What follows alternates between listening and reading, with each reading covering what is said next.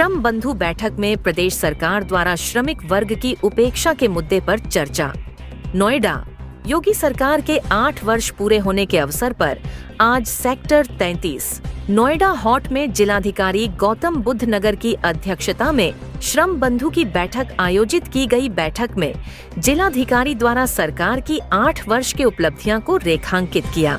बैठक में उक्त मुद्दे पर बोलते हुए मजदूर संगठन C2 गौतम बुद्ध नगर के जिलाध्यक्ष गंगेश्वर दत्त शर्मा ने कहा कि सरकार की निश्चित रूप से कुछ उपलब्धियां हो सकती हैं, लेकिन योगी सरकार के 8 साल के कार्यकाल में श्रमिकों की घोर उपेक्षा की गई है और श्रमिक उत्पीड़न व उनकी परेशानियों और बढ़ी है। वर्ष 2014 के बाद से प्रदेश सरकार ने मजदूरों के वेतन का पुनरीक्षण नहीं किया है, जबकि कई राज्यों में वेतन बढ़ोतरी की गई है। दिल्ली के मजदूरों का आज न्यूनतम वेतन 19,000 रुपए के आसपास है। वहीं दिल्ली से सटे नोएडा, उत्तर प्रदेश के मजदूरों का न्यूनतम वेतन मात्र 10,700 रुपए है। क्या इतने कम वेतन में एक मजदूर अपनी जीविका चला सकता है? उन्होंने मांग करते हुए कहा कि न्यूनतम वेतन कम से कम 26,000 रुपए प्रदेश सरकार घोषित करे। साथ ही उन्होंने श्रम कार्यालय व श्रम न्यायालय के कार्यालय में पर्याप्त स्थान का न होने, अधिकारी व स्टाफ की कमी के कारण श्रमिकों और उद्योगपतियों को हो रही परेशानी को रेखांकित करते हुए उन्होंने मांग किया कि श्रम विभाग और श्रम न्यायालय के कार्यालय का स्थायी निर्माण किया जाए, साथ ही कर्मचारियों की कमी को पूरा किया जाए।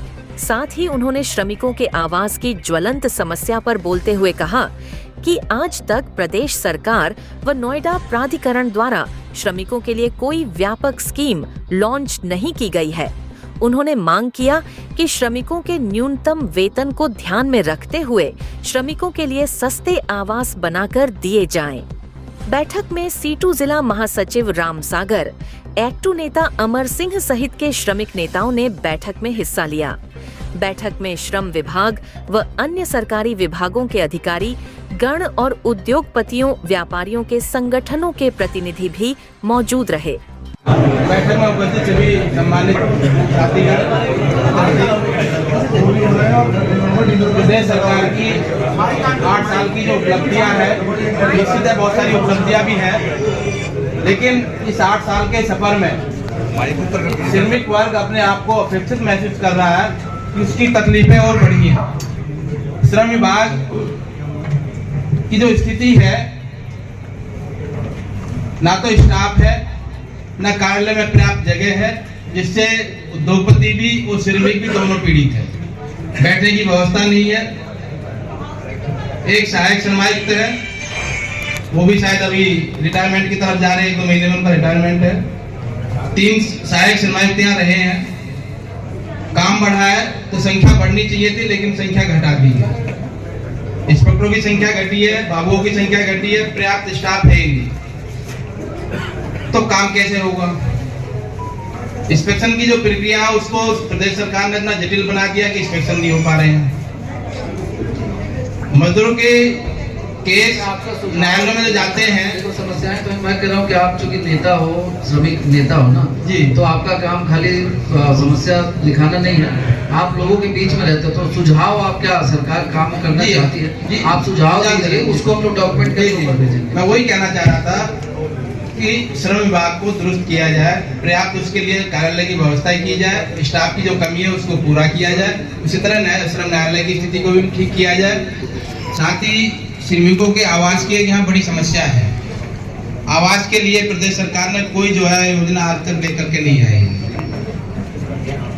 2014 में मजदूरों के वेज रिवीजन हुआ था। आज उत्तर प्रदेश में मजदूरों का जो न्यूनतम वेतन है 10,700 रुपए है।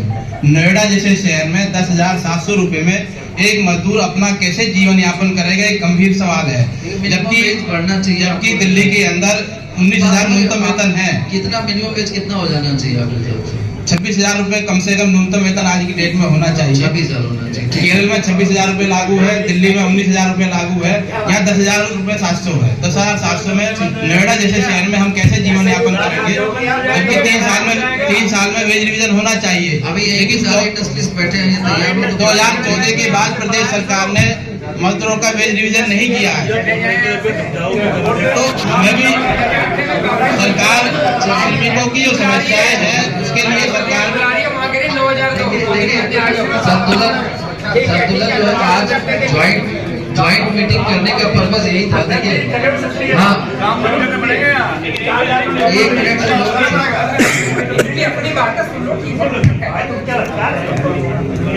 बंधु जी, आपके घर में एक जो है नौकर भी होगा ना, वो भी जो है 10,000 गुजारा नहीं कर पाएगा।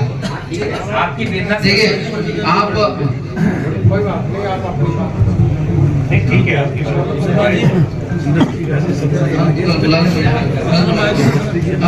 अब जो